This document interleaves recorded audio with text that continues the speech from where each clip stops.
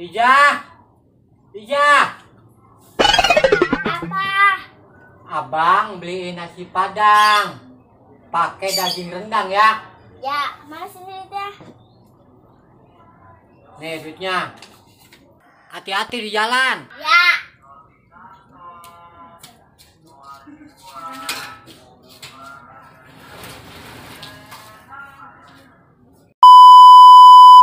Kok si Ija beli nasi padang lama amat ini? Udah 2 jam lebih. Pasti dia main dulu ini sama temen-temennya. Kebiasaan nih bocah.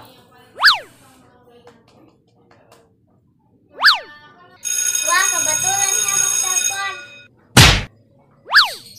Halo bang. Kok lama amat sih Ija? Pasti main dulu ya sama temen-temennya. Enggak bang, Ija nggak main. Ija baru nyampe Bandung. Kata orang kalau ke Padang ongkosnya kurang.